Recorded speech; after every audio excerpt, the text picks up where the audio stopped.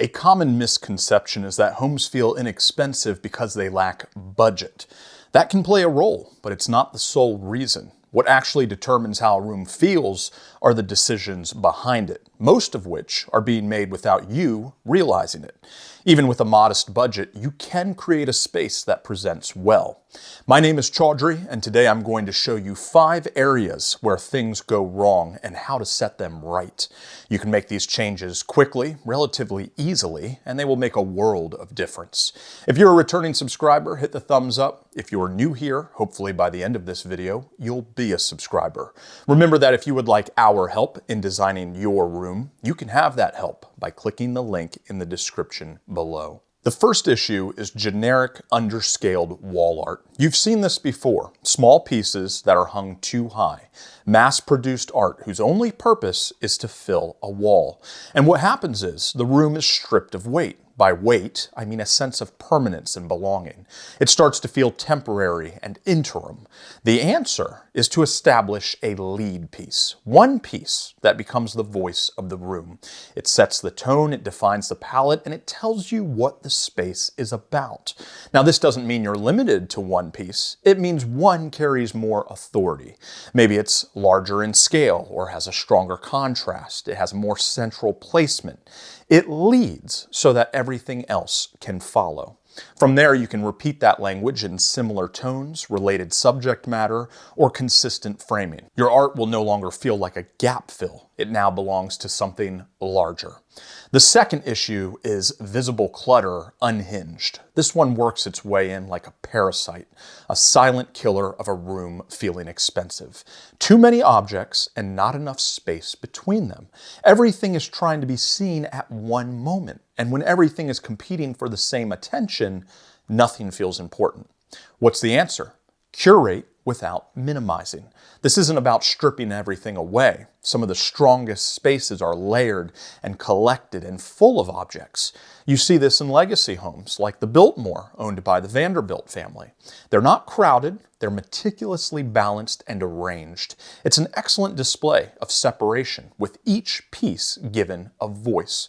So try grouping items intentionally. 2 or 3 objects together, varied heights, and space around them.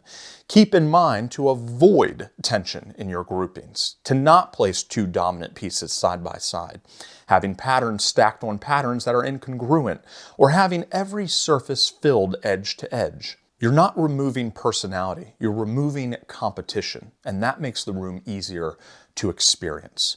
Choosing the right paint color is one of the most common issues we see. How could it not be? There are thousands of options, and it's very easy to go down the wrong path. There are 5 paint colors we've returned to again and again because they consistently create the kind of outcome that we're after: depth, weight, and a sense of control in the room. I put those together in a short guide called Stop Guessing Paint Colors. You can find it in the description below. The next pitfall is matching furniture sets. This is something the furniture industry has really normalized. You walk in and everything is already decided for you. Same material, same finish, same color, simply reshaped into different pieces. If you step back and relate this to anything else, you'll notice how ridiculous it is. When I wear my white linen pants, I wear my white linen shirt, my white linen hat, and my white linen shoes. Different forms of bread, all being made from the same dough. It's boring. What do we do instead? Acknowledge it and begin to see things differently. Matching sets exist for convenience. They remove our need to decide, but strong rooms are built through selection. There's no rule that says you need 5 years to build a room, but there is value in pausing and choosing what belongs. Instead of, I need a coffee table, you shift to, this is the table that fits the room I'm building. That might mean a modern sofa with a vintage chair, or walnut paired with leather. Pieces sourced from different places. They don't match, but they do relate. You're not filling a room for the sake of filling it. It's not a balloon. You're assembling it. The fourth mistake is flat, ignored walls. This is one that often goes unnoticed until you see it done differently somewhere else. Flat drywall all around you. There's an unfinished feeling because the largest surfaces in the room aren't contributing anything. How do you resolve that? You give the walls some structure. Here are 3 directions that consistently work. The first is panel molding. Clean, structured lines painted in a deeper tone. They add rhythm, a bit of shadow, and the walls no longer feel forgotten. A second option would be wood paneling. This can be natural or stained, and you'll notice an immediate effect from the warmth and the form of those pieces. Certainly a more established feeling. Thirdly, textured finishes, things like grass cloth, plaster, or lime wash. The aim is subtle texture that adds depth without the noise. All 3 of these options do the same thing. They take the walls from being sidelined to contributing players. The last mistake is having inconsistent metal finishes. This is one you don't always notice right away, but you can count on feeling it.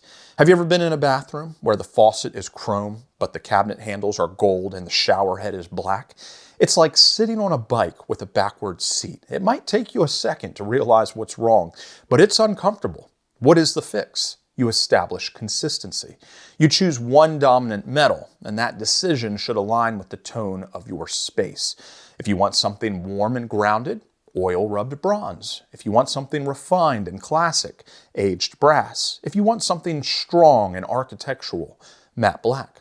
Now the room begins to find its alignment. The lighting, the hardware, the small details, their consistency creates connection. None of these changes require a massive budget, but they do require awareness.